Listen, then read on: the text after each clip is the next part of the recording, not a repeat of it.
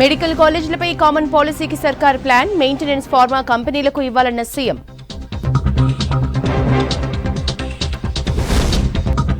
మరో 25 రోజుల్లో జాతర, ఇప్పటి నుంచే జనం, ఎల్లుండిలోగా పనులన్నీ పూర్తి చేయాలన్న మంత్రులు. రికార్డు స్థాయిలో 12,000కు చేరిన పసుపు ధర, ఇతర ప్రాంతాల నుంచి ఇందూరుకొస్తున్న రైతులు.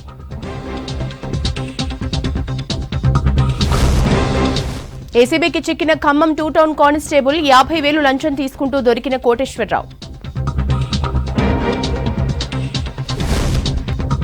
ఆదిలాబాద్ జిల్లా గిరిజన గ్రామాల్లో ఆధ్యాత్మిక శోభ, ఉత్సవాలు, జాతరల్లో బిజీగా అడవి బిడ్డలు.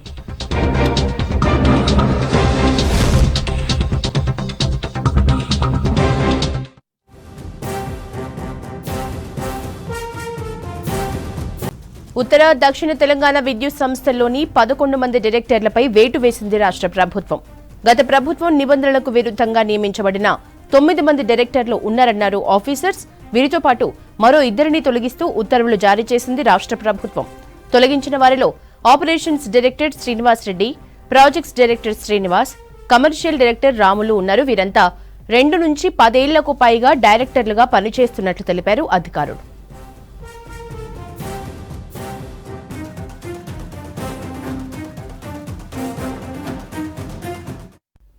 మెడికల్ కాలేజ్ ఉన్న ప్రతి చోట నర్సింగ్, పారామెడికల్ కాలేజీలు ఉండేలా కామన్ పాలసీ తీసుకురావాలని అధికారుల్ని ఆదేశించారు సీఎం రేవంత్. ప్రభుత్వ హాస్పిటల్స్ లో హౌస్ కీపింగ్, మెయింటెనెన్స్ రెస్పాన్సిబిలిటీ బాధ్యత పెద్ద ఫార్మా కంపెనీలకు అప్పగించాలన్నారు. ఉస్మానియా, గాంధీ హాస్పిటల్స్ ని ఏదో ఒకదాన్ని పైలట్ ప్రాజెక్టుగా చేపట్టాలని అధికారుల్ని ఆదేశించారు.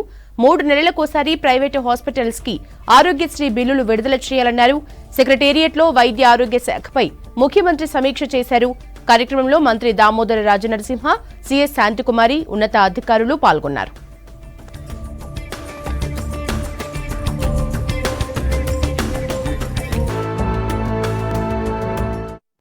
సీఎం రేవంత్ కేసీఆర్ కాలి గోటికి సరిపోడంటూ కేటీఆర్ చేసిన వ్యాఖ్యలపై సీరియస్ అయ్యారు మంత్రి కోమటిరెడ్డి వెంకటరెడ్డి. కాలి గోటికి సరిపోని వాడే మిమ్మల్ని ఫామ్ హౌస్ లో కూర్చోబెట్టారన్నారు. రేవంత్ రెడ్డి ప్రమాణ స్వీకారం చేసిన 3వ రోజే మూసీ ప్రక్షాళన గురించి మాట్లాడారు. కేసీఆర్ ఎప్పుడైనా మాట్లాడారా అని ప్రశ్నించారు. బీఆర్ఎస్ ఓడిపోయినా కూడా కేటీఆర్ కి బుద్ధి మారలేదని విమర్శించారు. దత్తత పేరుతో వాసులమర్రిని కేసీఆర్ ఆగం చేశారని మండిపడ్డారు.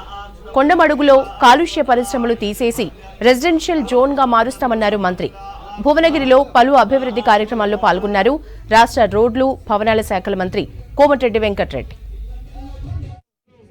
ఒక మాట మాట్లాడాడు, కేసీఆర్ గారికి కాలి గోటికి సరిపోయాడంట రేవంత్ రెడ్డి. కాలి గోటికి సరిపోయి రేవంత్ గారు నేను మట్టి పెట్టి పామల్లో పండబెట్టిన రేవంత్ రెడ్డి అది మర్చిపోయినా కేటీఆర్? నీ భాష ఏంది?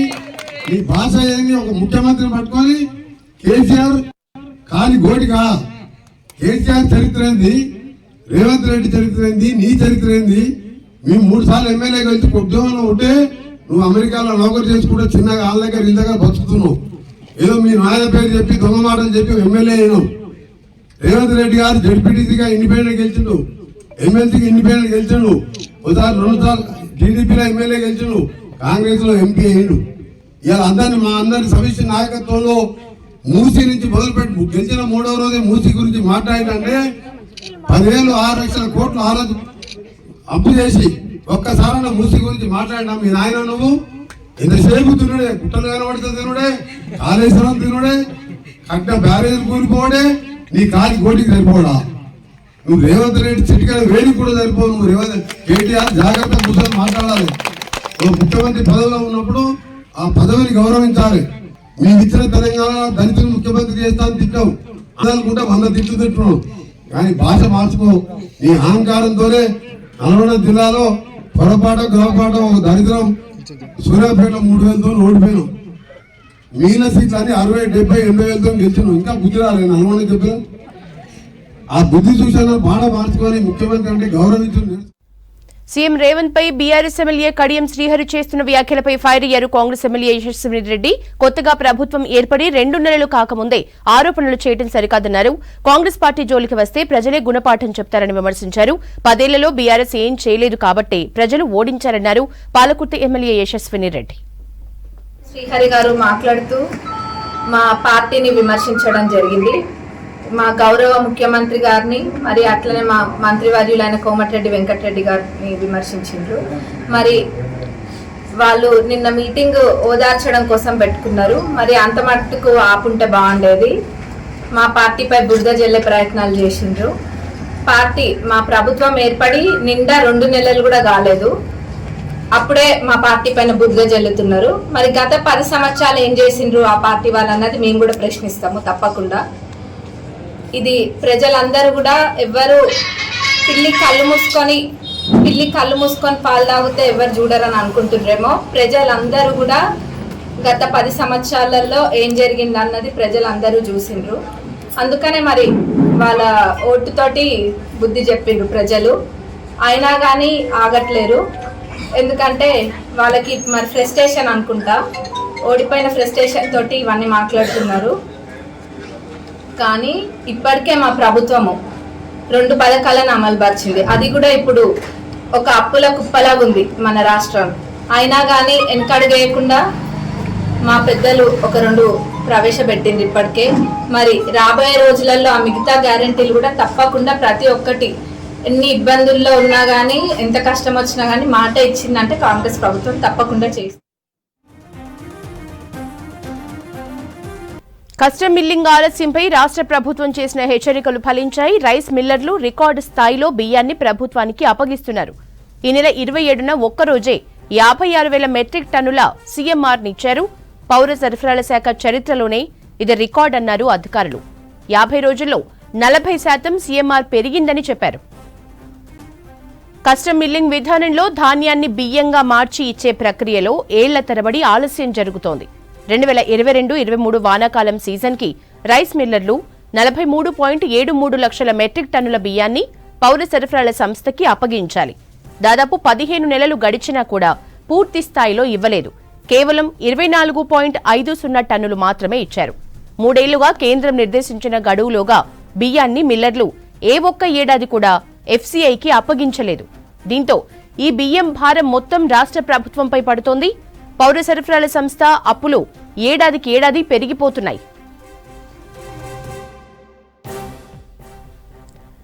కాంగ్రెస్ ప్రభుత్వం అధికారంలోకి రాగానే సీఎంఆర్పై దృష్టి పెట్టింది. సీఎంఆర్ ఇవ్వకుంటే చర్యలు తప్పవని హెచ్చరించింది. ప్రతిరోజు సీఎంఆర్ సేకరణపై ఒకవైపు మంత్రి ఉత్తమ్ కుమార్ రెడ్డి, మరోవైపు కమిషనర్ చౌహాన్ సమీక్షించారు. సీఎంఆర్లో వేగాన్ని పెంచడానికి పౌర సరఫరాల విజిలెన్స్ విభాగంతో పాటు కలెక్టర్లు, అదనపు కలెక్టర్లు, స్థానిక పోలీసుల సహకారంతో ముందుకు సాగారు. దీంతో రైస్ మిల్లర్లు దిగొస్తున్నారు. సీఎంఆర్ను అప్పగించడానికి ధాన్యం ఉన్న మిల్లర్లు మిల్లింగ్ చేస్తూ ఉండగా, లేని మిల్లర్లు ఎక్కడో ఒకచోట ధాన్యాన్ని కొనుగోలు చేసి మిల్లింగ్ చేసి భారత ఆహార సంస్థకు అప్పగిస్తున్నారు. 2 నెలల క్రితం వరకు రోజుకు 5 నుంచి 6,000 మెట్రిక్ టన్నుల వరకు మాత్రమే సేకరణ జరిగింది. కానీ 50 రోజుల్లో రోజుకు దాదాపు 30,000 టన్నుల చొప్పున 14.50 లక్షల మెట్రిక్ టన్నులు ఇచ్చారు మిల్లర్లు. ఈ నెల 27వ తేదీన పౌర సరఫరాల శాఖ చరిత్రలోనే అత్యధికంగా 56,843 మెట్రిక్ టన్నుల బియ్యాన్నిచ్చారు. కేంద్ర ప్రభుత్వం నిర్దేశించిన గడువు మరో 2 రోజులు మాత్రమే ఉండటంతో వీలైనంత మేరకు మిల్లర్ల నుంచి బియ్యాన్ని సేకరిస్తామన్నారు అధికారులు.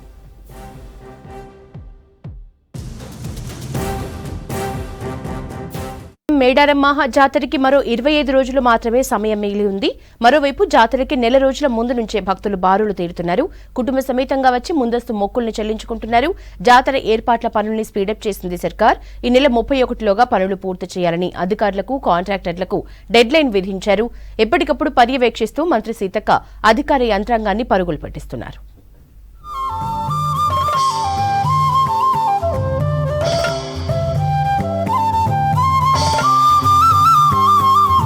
మేడారం జాతర 2 ఏళ్లకోసారి జరిగే ఆసియాలోనే అతిపెద్ద గిరిజన జాతర. అభయారణ్యంలో కొలువైన సమ్మక్క సారలమ్మను దర్శించుకునేందుకు కోట్లాది మంది భక్తులు తరలివచ్చే సమయం దగ్గర పడుతోంది. ఫిబ్రవరి 21 నుంచి 24వ తేదీ వరకు మేడారం మహాజాతర జరగనుంది. రాష్ట్రంలో కాంగ్రెస్ ప్రభుత్వం అధికారంలోకి వచ్చిన తరువాత తొలిసారి జరుగుతున్న ఈ జాతరను రాష్ట్ర ప్రభుత్వం కూడా అత్యంత ప్రతిష్టాత్మకంగా భావించి ఏర్పాట్లు చేస్తోంది.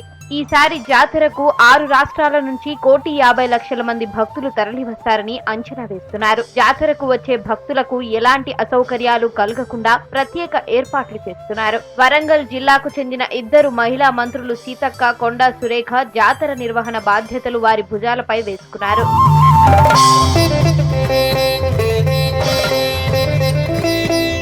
జాతరకు ముందు నుంచే భక్తుల తాకిడి మొదలైంది. గత నెల రోజులుగా భక్తులు అమ్మవార్లను దర్శించుకునేందుకు వస్తున్నారు. బుధవారం, ఆదివారంతో పాటు ఏదైనా హాలిడే కలిసొస్తే మేడారం మొత్తం రద్దీగా మారుతోంది. జాతర సమయంలో రాలేమని భావించే వాళ్లు కుటుంబ సమేతంగా వచ్చి ముందస్తు మొక్కులు చెల్లించుకుంటున్నారు. ఇలా వచ్చే భక్తులకు ఇబ్బంది కలగకుండా మహాజాతర ఏర్పాట్ల పనులు కొనసాగిస్తున్నారు. ములుగు నియోజకవర్గం నుంచి ప్రాతినిధ్యం వహిస్తున్న మంత్రి సీతక్క కాస్త సమయం దొరికినా మేడారంలోనే తిష్టవేస్తున్నారు. అన్ని తానై జాతర అభివృద్ధి పనులను చక్కదిద్దుతున్నారు. గత జాతర అనుభవాలను దృష్టిలో పెట్టుకుని అధికార యంత్రాంగాన్ని పరుగులు పెట్టిస్తూ తాను కూడా తల్లుల సేవలో తరిస్తున్నారు.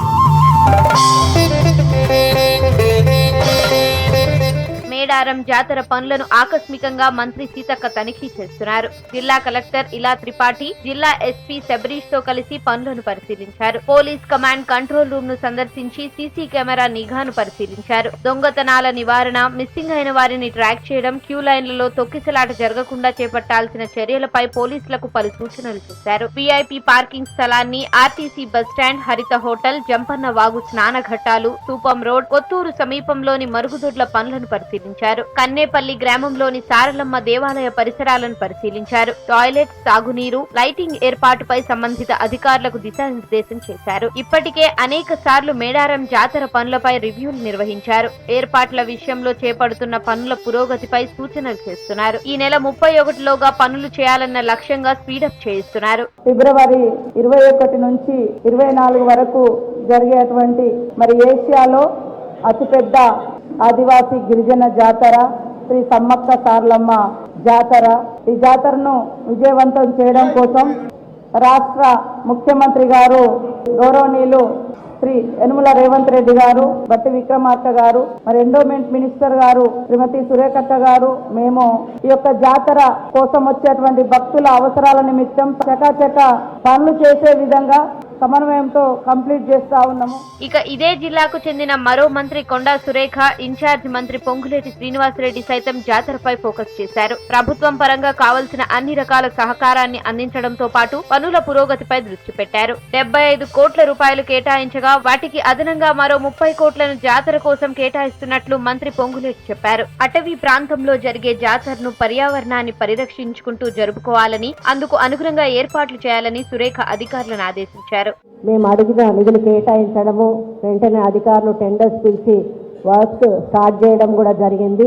ఈ నెలాఖరు వరకు కూడా 100% కూడా వర్క్స్ అన్ని కూడా కంప్లీట్ చేయాలని మేము ఆదేశించాము. గత మీటింగ్ పెట్టినప్పుడు 100% అవి పూర్తి అవుతాయని నేను ఆశిస్తూ ఉన్నాను. గతంలో కంటే కూడా భక్తులకు ఎటువంటి ఇబ్బందులు కలగకుండా, ఇక్కడ రాజకీయ ప్రయోజనాలు ముఖ్యం కాదు, మాకు ప్రజల వాళ్ళ యొక్క వచ్చినందుకు, భక్తులు వచ్చినందుకు వాళ్లకు క్షేమంగా వచ్చి దేవుడికి మొక్కులు చెల్లించుకొని లాభంగా వెళ్లే విధంగా వాళ్లకు అరేంజ్మెంట్ చేయడమే మా యొక్క ముఖ్య ఉద్దేశము. గిరిజనులకి ఆరాధ్య దైవమైన పండుగ సమ్మక్క సారలమ్మ పండుగ కూడా రాబోతుంది. రాష్ట్ర ప్రభుత్వం ప్రతిష్టాత్మకంగా గతంలో ఎన్నడూ లేని విధంగా 105 కోట్ల రూపాయలు శాంక్షన్ చేయడమే కాకుండా యుద్ధ ప్రాతిపదిక మీద ఈ నెలాఖరికి మా సహచర మంత్రివర్యులు ఇద్దరక్కలు దగ్గరుండి వాటిని పర్యవేక్షిస్తూ వాటిని కంప్లీషన్ చేసే అంశాన్ని కూడా చర్చించుకోవడం జరిగింది. మహా జాతరకు సమయం దగ్గర పడుతున్న నేపథ్యంలో ఏర్పాట్లు, అభివృద్ధి పనులు జోరుగా సాగుతున్నాయి.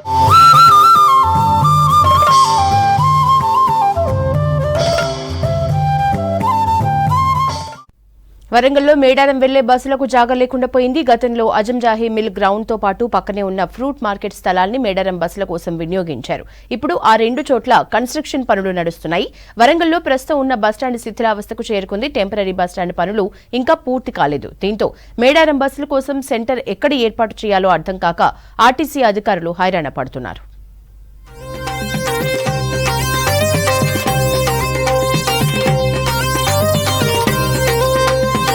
ఫిబ్రవరి 21 నుంచి మేడారం జాతర ప్రారంభం కానుంది. ఈసారి మహాలక్ష్మి పథకంలో భాగంగా మహిళలకు ఉచిత జర్నీ నేపథ్యంలో 6,000కు పైగా బస్సులు తిప్పేందుకు నిర్ణయించారు. అందులో భాగంగా వరంగల్ రీజియన్ నుంచి ముందుగా 2400 బస్సులు నడిపేందుకు ప్లాన్ చేశారు. హన్మకొండ, వరంగల్, కాజీపేటలో తాత్కాలిక బస్ షెల్టర్స్ ఏర్పాటు చేశారు. మేడారం జాతరకు వెళ్లే భక్తులను ఆయా ప్లేస్లలోనే బస్సులు అందుబాటులో ఉంచుతారు. ఈ 3 సెంటర్ల నుంచే 1500కు పైగా బస్సులు నడుస్తాయి.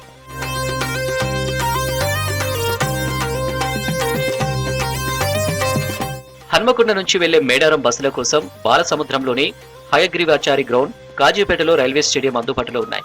కానీ వరంగల్ ప్రాంతంలో మాత్రం బస్సుల రాకపోకలకు అనుకూల పరిస్థితులు లేకుండా పోయాయి. వరంగల్ నుంచి మేడారం వెళ్లే భక్తుల కోసం ఇదివరకు అజంజాహి మిల్ గ్రౌండ్ తో పాటు బస్టాండ్ ఎదురుగా ఉన్న ఫ్రూట్ మార్కెట్ స్థలాన్ని వినియోగించేవారు. ఇప్పుడు అజంజాహి మిల్ గ్రౌండ్ కు సంబంధించిన 29 ఎకరాల్లో వరంగల్ కలెక్టరేట్ నిర్మిస్తున్నారు. ఆ స్థలంలో రేకులను అడ్డుగా పెట్టి పనులు చేపడుతున్నారు. దీంతో అక్కడ మేడారం బస్సుల కోసం సెంటర్ ఏర్పాటు చేయలేని పరిస్థితి నెలకొంది. అలాగే ఇదివరకున్న ఫ్రూట్ మార్కెట్ కు సంబంధించిన 4.16 ఎకరాల స్థలంలో కొత్తగా ఇంటిగ్రేటెడ్ మార్కెట్ నిర్మిస్తున్నారు. ఆ పనులు పిల్లల దశలో ఉండగా అక్కడ బస్సులు నిలబలేని పరిస్థితి నెలకొంది. వరంగల్ మహానగరంలో రానున్న జనజాతరను ఉద్దేశించి ఈ యొక్క ప్రాంతంకి ఉమ్మడి వరంగల్ జిల్లాలోనే ఇదివరకు మేడారం జాతర ఉండేది. ఈ యొక్క జాతర యొక్క విశిష్టత వరంగల్ నగరంలో ఎంతో ప్రాధాన్యతను సంతరించుకొని ఉన్నది. ఎందుకనంటే ఈ యొక్క వరంగల్ నగరంలో నుంచి దాదాపుగా 30-40 కిలోమీటర్ల మేర ఉన్నటువంటి చుట్టుపక్కల గ్రామాల వాళ్ళందరూ కూడా బస్సు సౌకర్యార్థం వరంగల్ బస్టాండ్ పరిధిలో ఉన్నటువంటి బస్ షెల్టర్కే వస్తారు, ఇక్కడే వినియోగించుకుంటారు. ఈ యొక్క కాంగ్రెస్ ప్రభుత్వంలో కూడా ఈసారి మహిళలకు కూడా ఉచిత బస్సు సౌకర్యం కల్పించినారు. కాబట్టి ఇంకా మెరుగైన సౌకర్యాలు మహిళలకు కల్పించాలని. మరోవైపు వరంగల్లో ప్రస్తుతం ఉన్న బస్టాండ్ పూర్తిగా శిథిలావస్థకు చేరింది. గత ప్రభుత్వ హయాంలో 75 కోట్లతో కొత్తగా బస్ టెర్మినల్ పునర్నిర్మించేందుకు శంకుస్థాపన చేశారు. ఆ ప్రక్రియ కాగితాల దశలోనే ఉండిపోయింది. వరంగల్ బస్టాండ్ మీదుగా వివిధ ప్రాంతాలకు వెళ్లే ప్రయాణికుల కోసం స్థానిక SNM క్లబ్ ఎదురుగా రైల్వే స్టేషన్ కాంపౌండ్ ను ఆనుకొని తాత్కాలిక బస్టాండ్ ఏర్పాటు చేస్తున్నారు. అక్కడ మేడారం జాతరకు వెళ్లే బస్సులకు స్థలం సరిపోదు. దీంతో ఈసారి వరంగల్ బస్టాండ్ నుంచి మేడారం వెళ్లే బస్సులకు ఎక్కడ షెల్టర్ ఏర్పాటు చేస్తారనేది ప్రశ్నార్థకంగా మారింది. ఒక మాట చెప్పాలంటే ఆసియాలోనే పెద్ద జాతరగా మనం ఈరోజు చెప్పుకోవచ్చు. సమ్మక్క సారలమ్మ జాతర అనేది 2 సంవత్సరాలకు ఒకసారి వస్తుంది కాబట్టి దీనికి జనం బాగా రద్దీగా వచ్చే అవకాశం ఉంటుంది. సుమారు అక్కడికి చేరుకోవడానికి 1,50,00,000 మంది వస్తుందని ఈరోజు గవర్నమెంట్ అంచనా వేసింది. అంటే ఈ ఎక్కడ చూస్తే వరంగల్ సంబంధించింది, వరంగల్ చుట్టూ ప్రాంతాల్లో చూస్తే 30-40 కిలోమీటర్ల నుండి వరంగల్ బస్టాండ్కు జనం వస్తారు, ప్రజలు అక్కడికి వస్తారు. కాబట్టి వాళ్ళకు సౌకర్యం లేదు, అసలు వరంగల్లో ప్లేసే లేదు. ఈ పక్క చూస్తే ఓసిటీ గ్రౌండ్లో కూడా అంత ప్లేస్ లేదు. అంటే ఏ గ్రౌండ్లో ప్లేస్ లేదు కాబట్టి మరి ఏం ఆలోచన చేస్తున్నా అర్థమవుతలేదు. కానీ అతి పెద్ద పండుగ అయినటువంటి మనకు మేడారం జాతర రానున్న 10 రోజులలో రద్దీ పెరిగే అవకాశం ఉంది. కానీ వరంగల్ జిల్లాలో ఉన్నటువంటి మన అజంజాహి మిల్ గ్రౌండ్స్లో మరి ఇప్పుడు కలెక్టరేట్ కడుతున్నారు. అది కాకుండా మరి పండ్ల మార్కెట్ అనేది షెడ్లతో నిర్మితమై ఉన్నది. అక్కడ కూడా ఎట్లాంటి కాల్ చేస్తే భక్తులకు ఎలాంటి ఇబ్బందులు లేకుండా సిటీలోనే మరి ఒక మంచి వాతావరణంలో వారు మేడారం జాతరకు బస్సుల ద్వారా వెళ్లి దర్శనం చేసుకొని రావడానికి అవకాశం ఉంటుందని. వరంగల్ ట్రై సిటీ నుంచి సుమారు 1500 బస్సులు నడపనుండగా అందులో ఒక్క వరంగల్ సెంటర్ నుంచే 400 బస్సులు నడిచే అవకాశం ఉందని అధికారులు అంచనా వేస్తున్నారు. మహాలక్ష్మి స్కీమ్ ఎఫెక్ట్ తో పెద్ద ఎత్తున మహిళలు తరలి వచ్చే అవకాశం ఉందని ఆర్టీసీ RM శ్రీలత తెలిపారు. ఇప్పటికే అక్కడ నిర్మిస్తున్న టెంపరీ బస్టాండ్ ను తొందరలోనే వినియోగంలోకి తీసుకొస్తామని, కన్స్ట్రక్షన్ లో ఉన్న మార్కెట్ స్థలాన్ని కూడా మేడారం బస్సుల కోసం వినియోగిస్తామని చెబుతున్నారు. అలాగే రైల్వే శాఖకు చెందిన గూడ్స్ డంపింగ్ యార్డ్ లో ఏర్పాటు కోసం ప్రయత్నిస్తున్నామని అన్నారు. అంటే లాస్ట్ టైం వరంగల్ పాయింట్ నుంచి 300 బస్సెస్ ఆపరేట్ చేస్తామండి. ఇప్పుడు 400 బస్సెస్ ఆపరేట్ చేయాలని ప్లాన్ చేసుకున్నాము. ఈ బస్సెస్ పార్కింగ్ దీనికోసం అంతా ఓసిటీ గ్రౌండ్స్ అడిగాము. అట్లాగే ఇప్పుడు ఫ్రూట్ మార్కెట్ యార్డ్లో లాస్ట్ టైం ఆపరేట్ చేశారు, అక్కడ ఇప్పుడు కన్స్ట్రక్షన్స్ అవుతున్నాయి.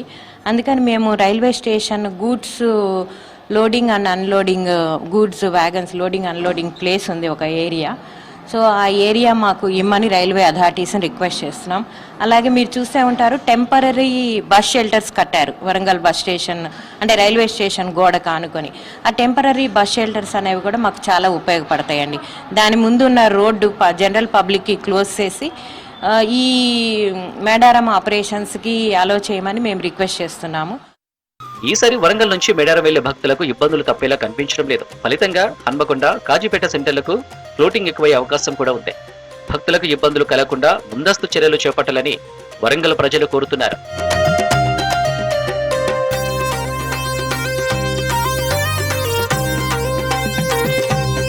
రాజన్న సిరిసిల్ల జిల్లా నియోజకవర్గంలో బీఆర్ఎస్ బిగ్ షాక్ తగిలింది. మాజీ మంత్రి కేటీఆర్ సొంత నియోజకవర్గం ముస్తాబాద్ మండలంలో పెద్ద సంఖ్యలో నేతలు బీఆర్ఎస్ కు రాజీనామా చేశారు.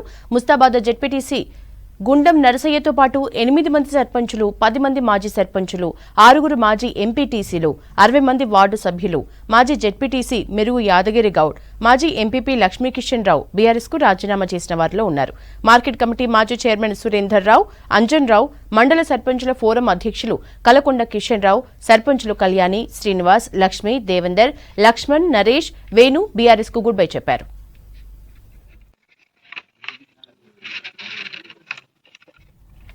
ఎమ్మెల్యే కేటీఆర్ నియంతృత్వ పోకడలకు విసుగు చెంది పార్టీని వీడుతున్నట్లు చెప్పారు. రాజీనామా చేసిన నేతలు అధికారంలో ఉన్నన్ని రోజులు మంత్రిగా స్థానిక సర్పంచుల బాధలు కేటీఆర్ పట్టించుకోలేదని ఆరోపించారు. ఇప్పుడు ఎమ్మెల్యేగా సర్పంచుల బాధలు తీరుస్తామనటం హాస్యాస్పదంగా ఉందని మండిపడ్డారు. రాజీనామా చేసిన నేతలు పోయేవాళ్లు పోతారు, ఉండేవాళ్లు ఉంటారు, మేమెవ్వరినీ బతిమాలమని కేటీఆర్ మాట్లాడడం ఆయన నియంతృత్వ పోకడకు నిదర్శనమన్నారు. కేటీఆర్ అహంకారమే రాష్ట్రంలో ప్రభుత్వ మార్పుకు కారణమైందన్నారు. ప్రజలు తిరస్కరించినా ఆయన అహంకారం తగ్గలేదని విమర్శించారు పార్టీని వీడిన నేతలు. టీఆర్ఎస్ పార్టీకి రాజీనామా చేస్తున్నా ఉన్నాను. నేను 5 సంవత్సరాల నుంచి టీఆర్ఎస్ పార్టీలో జెడ్పీటీసీగా కొనసాగిన, కానీ 5 సంవత్సరాలలో ఏనాడు కూడా ఏ ఒక్క గ్రామంలో పేద ప్రజలకు నా వంతుగా న్యాయం చేసిన దాఖలా లేదు. కానీ ఇవాళ మంత్రి గారు కూడా కనీసం ఫోన్ చేసినా కానీ మెసేజ్ పెట్టినా కానీ వారు కూడా కనీసం స్పందించలేదు. అది మండల ప్రజలందరూ కూడా అర్థం చేసుకోవాలి. ఎందుకంటే ఒక వ్యక్తికి ఎంత ఇబ్బంది జరిగితే బయటకు వెళ్తారనేది కూడా మండల ప్రజలందరూ కూడా అర్థం చేసుకోవాల్సిన అవసరం ఉంది. అదేవిధంగా మండల ఉన్నటువంటి నాయకులు నేను పేర్లు చెప్ప, కానీ ఇవాళ ఎవరు ఎంతవరకు పాలించిండ్రు, ఎవరెవరిని ఎంతవరకు అణచివేసిండ్రు అనేది కూడా మండల ప్రజలందరూ కూడా గుర్తించవలసిన అవసరం ఉంది. మన పల్లె ప్రకృతి మనం ఇట్లా వేయాలి ప్రోగ్రాంలు అంటే చేశాం. దేనికైనా ముందు చేస్తే మీరు వేయాలి, పెట్టుబడి పెట్టాలి, కానీ మేము వచ్చినాడు ఇస్తాంతే అన్నట్టు వాళ్ళ ధోరణి మాట్లాడి మేము కనీసము ఇప్పుడు కాన్స్టిట్యున్సీ ఎమ్మెల్యే గారు ఉన్నారు, వారికి ఒక 100 కోట్లు పెట్టి వర్క్ చేసిన అన్నారు. కనీసం మేము మా బాధ్యత ప్రకారం మేము కూడా సర్పంచ్లము, మేము కూడా ఒక 10 లక్షలు 5 లక్షలు పని చేయాలని మా కోరిక ఉంటుందా? మేము ప్రజలకు వాగ్దానం చేసినాయి. అది కూడా మాకు ఒక 5 లక్షల రూపాయలు ఇవ్వలేదంటే ఒక మంత్రి అయి ఉండి ఎందుకు మేము సిగ్గుసేటుగా అనిపిస్తుంది. ఒక కాన్స్టిట్యున్సీ ఒక మంత్రి వారి ఒక ముఖ్యమంత్రి కొడుకు అయి ఉండి ఈ కాన్స్టిట్యున్సీలో గింత కూడా అది చేయలేదంటే మాకే షేమ్గా అనిపించి అసలు ఈ పాటికే మేము వాస్తవానికి రాజీనామా చేయాల్సింది. కానీ మాకు కనీసం వచ్చే బిల్స్ అన్న ఇస్తాడు కావచ్చు, కనీసం ముందుండే చేపిస్తాడు కావచ్చు అని ఇన్ని రోజులు కూడా మేము ఆగాం, ఓపిక పెట్టాము. నిన్న కూడా ఆయన ఎంత హేళనగా మాట్లాడుతుందంటే ఉన్నోళ్ళు ఉంటారు, పోయేటోళ్ళు పోతారు అంటే ఆయన అహంకారానికి ఇదే నిదర్శనము. మొన్న కూడా అదే మాట్లాడాడు. కరీంనగర్లో కూడా వీళ్ళ మీటింగ్ పెట్టాడు, సోషల్ మీడియా వాళ్ళ మీటింగ్లో మాట్లాడతాడు. ఎవరికి ఎన్నో చేసినా అని అంటాడు. ఎవరికి ఏం చేసిండో, ఏ కాన్స్టిట్యున్సీలో ఆయన కాన్స్టిట్యున్సీలో సర్పంచ్లు ఏం పట్టించుకున్నాడో ఒకసారి ఆలోచించుకోవాలి. రేషన్ కార్డు కాదు, పింఛన్లు కాదు, మేము కనీసము అడిగితే మేము ఒకళ్ళకి చేయలేని పరిస్థితి. ముక్కుమడిగా అందరము సర్పంచ్లము, మరి ఇప్పుడు జడ్పీటీసీ గారు, మాజీ జడ్పీటీసీ గారు, మేము అందరము మాజీ చైర్మన్లు, మాజీ ఎంపీపీలు, మేము మాజీ సర్పంచ్లు అందరము, వార్డు మెంబర్సు, ఉప సర్పంచ్లు అందరం కలిసి మేము దాదాపు ఒక 1000 మందితో పార్టీలో జాయిన్ అవుతున్నాం. ఈరోజు మేము టీఆర్ఎస్ పార్టీకి రాజీనామా చేస్తున్నాం. ఖమ్మం 2 టౌన్ పోలీస్ స్టేషన్లో హెడ్ కానిస్టేబుల్ కోటేశ్వరరావు ఏసీబీకి చిక్కాడు. 50,000 లంచం తీసుకుంటుండగా ఏసీబీ అధికారులు రెడ్ హ్యాండెడ్ గా పట్టుకున్నారు. తండ్రి కూతుళ్ల మధ్య జరిగిన ఓ చీటింగ్ కేసులో రామారావు, విష్ణు, విజయ్ ముగ్గురు మీద సిఆర్పిసి 41 సెక్షన్ నోటీస్ ఇవ్వడానికి 50,000 రూపాయలు లంచం డిమాండ్ చేశాడు కోటేశ్వరరావు. లంచం డబ్బులు తీసుకుంటూ ఉండగా హెడ్ కానిస్టేబుల్ ని రెడ్ హ్యాండెడ్ గా పట్టుకున్నారు ఏసీబీ అధికారులు.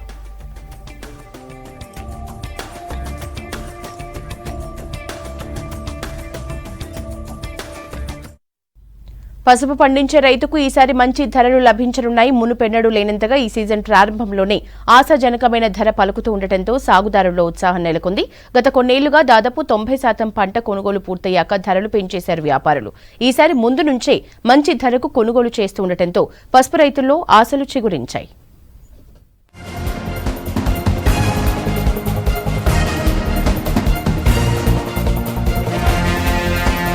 నిజామాబాద్ లో గత 2 సీజన్లుగా పసుపు పంట కొనుగోళ్ల చివరి దశలో మంచి ధరలు లభించాయి. పంట కొనుగోళ్లు దాదాపు 90% పూర్తయ్యాక వ్యాపారులు కావాలనే ఇలా చేస్తున్నారంటూ రైతులు ఆగ్రహం వ్యక్తం చేశారు.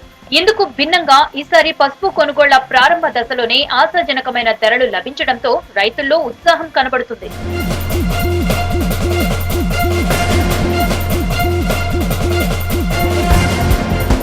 ఈ సంవత్సరం నిజామాబాద్ జిల్లాలో 36,000 ఎకరాలు, నిర్మల్ జిల్లాలో 21,000 ఎకరాలు, జగిత్యాల జిల్లాలో 25,000 ఎకరాల్లో పసుపుని సాగు చేశారు. ఇటీవల స్వల్పంగా పంట మార్కెట్ కి అమ్మకానికి వచ్చింది. దాదాపు 12,000 పైచిలకు ధర పలికింది. గత కొన్నేళ్లుగా ప్రారంభంలో 6,000కు మించి ధర వచ్చేది కాదు. ఈసారి ప్రారంభ ధరనే రెండింతలు పలకటంతో రైతులు పసుపు అమ్మకానికి సిద్ధమవుతున్నారు. లాస్ట్ ఇయర్ కు ఈ ఇయర్ కు చూస్తూ ఉంటే 4,000 రూపాయల తేడా ఉన్నది. అందుకే రైతులు పసుపు పండించిన రైతులు కొద్దిగా ఆనందంతో ఉన్నారు. అదేవిధంగా ఈ యొక్క పసుపు బోర్డు కేంద్ర ప్రభుత్వం పసుపు బోర్డు ఏర్పాటు చేసింది కాబట్టి దానికి తోడు రాష్ట్ర ప్రభుత్వం కేంద్ర ప్రభుత్వం ఇద్దరు ఒప్పందంతో ఇంకా రైతుకు గిట్టుబాటు ధర కలిగించినట్లయితే ఇంకా రైతులు ఇంకా సంతోషంతో ఉంటారు. ఈ సంవత్సరం ఎంతో కొంత 10,000 ఉంటుందని అంటున్నారు. పంట పండించినాము, అమ్ముకునే టైంకు మరి ఏ ధర ఉంటుందో మాకు కొంచెం అపనమ్మకం ఉన్నది. గత 5 సంవత్సరాల నుంచి తక్కువ ధరకు అమ్ముకోవట్ల ఈ సంవత్సరం అన్నా 10 నుంచి 15,000 మధ్యలో ధర ఉంటే రైతు పోయిన నష్టమన్నా కొంచెం తీర్చుకోగలుగుతాడు. నిజామాబాద్ లో స్పైసెస్ బోర్డు ప్రాంతీయ కార్యాలయ ఏర్పాటుతో పాటు విదేశాల నుంచి పసుపు దిగుమతి తగ్గించి ఎగుమతులు పెంచుకోవడంతో కొంత మేరకు అధిక ధరలు చెల్లించి కొనుగోలు చేశారు వ్యాపారులు. పసుపు బోర్డు ఏర్పాటు కావడంతో పాటు రైతులకు సరిపడా మద్దతు ధర ఇచ్చేందుకు కేంద్రం సిద్ధంగా ఉండటంతో ఈ సీజన్ లో మంచి ధరలు వస్తాయని పసుపు రైతులు ఆశిస్తున్నారు. పసుపు రేట్లు ఈ దాదాపు 12,000 నుంచి 13,000 పైచీలకు వలుకుతా ఉంది. ఈ సీజన్ ఆరంభంలోనే ఇప్పుడు నాసి రకమైన పసుపు వస్తుంది మార్కెట్లోకి. ఇంకొన్ని రోజుల తర్వాత నెక్స్ట్ 2వ ఫిబ్రవరి నెలలో మంచి పసుపులు దొబ్బి వాటి ఉడకబెట్టి మార్కెట్కి తీసుకొస్తే మేలు రకమైన పసుపుకు మరింత రేటు వచ్చే అవకాశం ఉంది. ఈ అధికంగా రేటు ఉండడం వల్ల ఈసారి రైతులందరూ కూడా చాలా సంతోషంగా ఉన్నారు. ఇక్కడ మార్కెట్లో ఎవరైతే దళారులు ఉన్నారో వాళ్ళందరూ కూడా సిండికేట్ కాకుండా చూసి రైతులకు లాభం చేకూరే విధంగా ఈ ప్రభుత్వాలు నిర్ణయాలు తీసుకోవాలని చెప్పేసి తెలియదు. ఏటేటా పెరుగుతున్న పెట్టుబడులతో పోల్చితే ఏమాత్రం గిట్టుబాటు కావటం లేదని భావించిన రైతులు ఈసారి సాగు విస్తీర్ణం తగ్గించారు. కానీ అనూహ్యంగా అంతర్జాతీయ మార్కెట్లో పసుపుకు డిమాండ్ ఏర్పడింది. గత సంవత్సరం ఏప్రిల్ నుంచి పసుపు ధరలు పెరిగాయి. దాంతో ఇతర ప్రాంతాల నుంచి పసుపు అమ్మకానికి నిజామాబాద్ మార్కెట్ కి వస్తున్నారు. నాణ్యమైన పంట పండించి బాగా ఎండబెట్టి పాలిష్ చేసి తేమ శాతం తగ్గించుకొని తెస్తే మంచి ధర ఇస్తామని వ్యవసాయ అధికారులు రైతులకు భరోసా కల్పిస్తున్నారు. ఇటీవల ఎంపీ అరవింద్ కూడా రైతులు నాణ్యమైన పసుపుని మార్కెట్ కి తెస్తే క్వింటాల్కు 20,000 మద్దతు ధర ఇచ్చేలా చేస్తానని భరోసా ఇచ్చారు. రానున్న కాలంలో పసుపు బోర్డు మాట ఇచ్చి లిఖితపూర్వకంగా మాట ఇచ్చి తీసుకొచ్చిన ఎంపీగా భారతీయ జనతా పార్టీ కార్యకర్తగా మోడీ భక్తుడిగా చెప్తున్నా, పసుపు రేట్లు 20,000 దాటే వరకు నిద్రపోయేది లేదు. 20,000 దాటిచ్చే బాధ్యత నాది, భారతీయ జనతా పార్టీది, మోడీ గారి ప్రభుత్వాన్ని. మోడీ గారు ఆల్రెడీ పసుపు బోర్డుకి 400% ఎక్స్పోర్ట్స్ పెంచాలన్న టార్గెట్ ఇచ్చారు నెక్స్ట్ 6 సంవత్సరాలలో 2030 లోపల. అంతర్జాతీయ స్థాయిలో పసుపుకు డిమాండ్ ఏర్పడడంతో పాటు పసుపు బోర్డు ఏర్పాటు కావడంతో రైతుల్లో పసుపు ధరపై ఆశలు చిగురించాయి.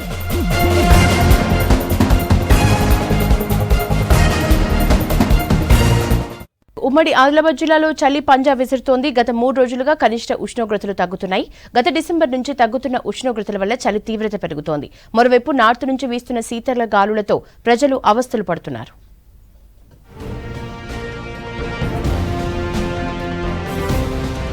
ఉమ్మడి ఆదిలాబాద్ జిల్లాలో వాతావరణ ఉష్ణోగ్రతలు విభిన్నంగా ఉంటాయి. తాజాగా గత 3 రోజులుగా 11 నుంచి 10.5 డిగ్రీల కనిష్ట ఉష్ణోగ్రతలు నమోదవుతున్నాయి. ఉమ్మడి జిల్లాలో కనిష్ట ఉష్ణోగ్రతలు తగ్గుతుండడం, నార్త్ నుంచి శీతల గాలులు వీస్తుండటంతో వాతావరణం పొగమంచుతో కప్పేస్తోంది. దీంతో జిల్లాలో వృద్ధులు, చిన్నారులు అస్వస్థతకు గురయ్యారు. సాధారణంగా చలికాలంలో 32 గరిష్ట, 15 కనిష్ట డిగ్రీల ఉష్ణోగ్రతలు నమోదవుతాయి. కానీ ఈసారి అక్టోబర్లో మిగ్జామ్ తుఫాన్ వల్ల జిల్లాలో వాతావరణంపై ప్రభావం చూపింది.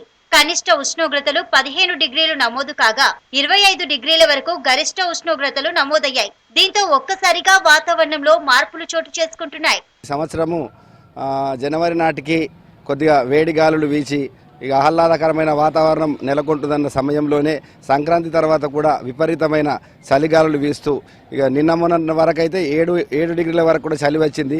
ఎందుకు ఈ రకంగా వాతావరణ మార్పుల్లో చోటు చేసుకుంటున్నాయో జనులకు అర్థం కాక సతమతమవుతున్నారు. ఇంతకుముందు చలి బాగా తక్కువ ఉండే, ఇప్పుడు గత 2 రోజుల నుంచి చలి తీవ్రంగా పెరగడం వల్ల బాగా ఇబ్బంది పడుతున్నాం. చేనులలో వెళ్ళి కూరగాయలు పొద్దుగల 2 గంటలకు 3 గంటలకి వెళ్ళి చేనుల నుంచి కూరగాయలు తీసుకొని మార్కెట్కి తెచ్చి అమ్ముతున్నాం. ఇక్కడ చలి ఎక్కువ ఉండడం వలన మంటలు పెట్టి కూర్చునే పరిస్థితి ఉంది. చలి బాగా ఉండడం వలన బాగా ఇబ్బంది అవుతుంది. మాకు స్వెటర్లు వేసుకొని బయటకు వెళ్ళే పరిస్థితి ఉంది. గత డిసెంబర్ మొదటి వారంలో 7 రోజుల పాటు పొగమంచు కప్పేసింది. దీంతో చలి తీవ్రత పెరిగింది. గతంలో ఉమ్మడి జిల్లాలో -2 డిగ్రీల కనిష్ట ఉష్ణోగ్రతలు నమోదయ్యాయి. ప్రతి ఏటా 7 డిగ్రీల కనిష్ట ఉష్ణోగ్రతలు నమోదు కావడం పరిపాటి. ఉదయం 9 గంటల వరకు ప్రజలు రోడ్లపైకి రాని పరిస్థితులు నెలకొన్నాయి. గత వారం రోజుల నుంచి చలి పంజ చాలా విసురుతున్నది సార్. రోజు మార్నింగ్ 5 o'clock వెళ్తుంటిని. 5 o'clock బదులు ఈ వారం రోజుల నుంచి నేను 7కి వెళ్తున్నా. చలికాలం మాత్రం మీరు ఈ గత డిసెంబర్లో మాత్రం చలి తక్కువ ఉండే, మాత్రం జనవరిలో మాత్రం సంక్రాంతి నుంచి చాలా చలి పెరిగిపోయింది.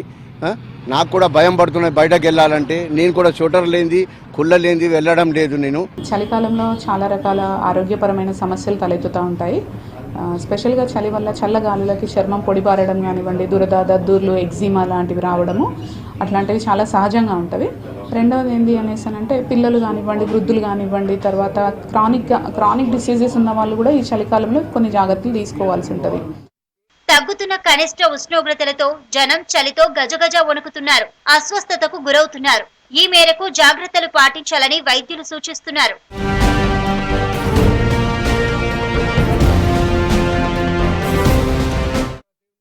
కొత్త మాస్టర్ ప్లాన్ కోసం ఓరుగల్లు వాసులు మరికొంతకాలం వేచి చూడక తప్పదు. 50 ఏళ్ల కిందటి మాస్టర్ ప్లాన్ మార్పుకు మరికొంతకాలం పట్టే అవకాశం ఉంది. గతంలో అనేకసార్లు మార్పు చేర్పులతో డ్రాఫ్ట్ సిద్ధం చేసి సీఎంఓకు పంపినా పట్టించుకోక మరుగున పడిపోయింది. ఇప్పుడు కాంగ్రెస్ సర్కార్ మాస్టర్ ప్లాన్పై దృష్టి పెట్టింది.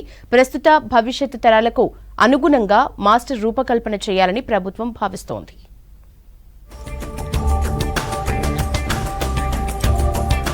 సరైన మాస్టర్ ప్లాన్ అమలుతోనే అభివృద్ధి నగరాలుగా రూపకల్పన జరుగుతుంది. సరైన మాస్టర్ ప్లాన్ లేకపోతే ఆ నగరాలు వెనకబడిపోతాయి. ఇది నీతి ఆయోగ్ చెప్పిన మాటలు. అలా మాస్టర్ ప్లాన్ లేని నగరాలు గుర్తించిన జాబితాలో తెలంగాణలో 2వ అతిపెద్ద నగరం వరంగల్ ఉంది. 5 దశాబ్దాల క్రితం ప్రణాళిక చేసిన మాస్టర్ ప్లాన్ అమల్లో ఉంది. సహజంగా 15 నుంచి 20 ఏళ్లలో అప్పటి భవిష్యత్తు అవసరాలను దృష్టిలో పెట్టుకుని నూతన మాస్టర్ ప్లాన్ రూపొందించుకుని అమలు చేసుకోవాలి. కానీ ఆ విషయంలో వరంగల్ వివక్షతకు గురైంది. ఉమ్మడి రాష్ట్రంలోనే కాదు, తెలంగాణ రాష్ట్రం ఏర్పడిన తర్వాత కూడా ఓరుగల్లు మాస్టర్ ప్లాన్ కలగానే మిగిలిపోయింది. గ్రేటర్ వరంగల్ సిటీలో ఇప్పటికీ 50 ఏళ్ల కిందటి మాస్టర్ ప్లానే అమలు చేస్తున్నారు. 1971లో రూపొందించిన మాస్టర్ ప్లాన్ ను 20 ఏళ్ల అవసరాలను దృష్టిలో పెట్టుకుని 1972లో సవరించారు. ఈ లెక్కన కొత్త ప్లాన్ 1991లోనే అమల్లోకి రావాలి. ఆ దిశగా అధికారులు చొరవ తీసుకోలేదు. ఉమ్మడి రాష్ట్రంలో ఇప్పటి కాంగ్రెస్ సర్కార్ 2013లో కొత్త ప్లాన్ రూపొందించినా ఆమోద సమయానికి ఎలక్షన్లు, రాష్ట్ర విభజన ఎఫెక్ట్ పడింది. మొదట్లో 60 చదరపు కిలోమీటర్ల పరిధిలో ఉన్న నగరానికి సంబంధించి మాస్టర్ ప్లాన్ రెడీ చేశారు. క్రమంగా నగరం విస్తరించి 1801 చదరపు కిలోమీటర్ కు పెరిగింది. సిటీతో పాటు 181 గ్రామాల్లోని దాదాపు 1.4 లక్షల జనాభా అవసరాలకు తగ్గట్టు ప్లాన్ ఉండాలని సర్కారు పెద్దలు సూచించారు. బీఆర్ఎస్ రెండోసారి అధికారంలోకి వచ్చిన వెంటనే రూలింగ్ పార్టీ లీడర్లు కొత్త మాస్టర్ ప్లాన్ పై హడావిడి చేశారు. అప్పటి మంత్రి ఎర్రబెల్లి దయాకర్ రావు స్థానిక ఎమ్మెల్యేలు, ఎంపీలు, ఎమ్మెల్సీలతో 2-3 సార్లు మీటింగ్స్ పెట్టారు. ప్లాన్ ని ఓకే చేసి అప్పటి మున్సిపల్ శాఖకు పంపించారు. వరంగల్, హైదరాబాద్ లో దీనిపై పలుమార్లు చర్చలు జరిపిన తర్వాత 2020 మార్చి 11న ఆనాటి మున్సిపల్ శాఖ మంత్రి కేటీఆర్ గ్రీన్ సిగ్నల్ ఇచ్చి సీఎంఓకు పంపించారు. దీంతో మాస్టర్ ప్లాన్ కు ఆమోదం పొందినట్లేనని ఆ సమయంలో బీఆర్ఎస్ నేతలు హడావిడి చేశారు. కేటీఆర్ కి, కేసీఆర్ కి పాలాభిషేకాలతో కృతజ్ఞతలు చెప్పారు. కానీ ఆ 2041 ప్లాన్ ను అప్పటి సీఎం కేసీఆర్ పట్టించుకోక పక్కన పెట్టడంతో అది మరుగున పడిపోయింది. వరంగల్ స్మార్ట్ సిటీ కావాలన్నా, కేటీఆర్ హామీ ఇచ్చినట్లు ఫ్యూచర్ సిటీగా డెవలప్ చేయాలన్నా కొత్త మాస్టర్ ప్లాన్ అమలు చేయాల్సిన అవసరం ఉంది. ఏండ్లు గడుస్తున్నా ప్లాన్ కి ఆమోదం రాక అభివృద్ధి పనులు ఇష్టానుసారంగా చేపడుతున్నారు. అక్రమార్కులు చెరువులు, కుంటలను కబ్జా చేస్తున్నారు. ఎక్కడ పడితే అక్కడ అక్రమ నిర్మాణాలు వెలుస్తున్నాయి. ఫలితంగా వరదలొచ్చినప్పుడు జనాలు అవస్థలు పడాల్సి వస్తోంది. కేవలం మాస్టర్ ప్లాన్ అమలు కాకపోవడానికి, గత ప్రభుత్వంలోని కొందరు ప్రజాప్రతినిధుల భూములను కాపాడుకోవడానికి ప్రజలను మభ్యపెట్టి తక్కువ ధరలకే భూములు స్వాహా చేయాలనే విమర్శలు లేకపోలేదు. ఇదే క్రమంలో రాష్ట్రంలో పరిస్థితులు మారిపోయాయి.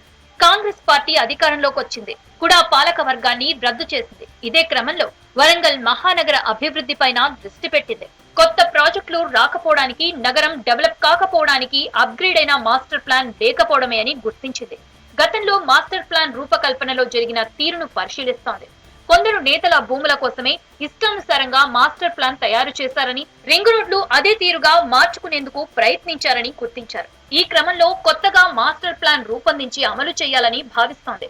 ప్రజల అవసరాలు, నగరాభివృద్ధిని దృష్టిలో పెట్టుకుని మాస్టర్ ప్లాన్ సిద్ధం చేస్తామని వరంగల్ ఇన్ఛార్జి మంత్రి పొంగులేటి శ్రీనివాస్ రెడ్డి తెలిపారు.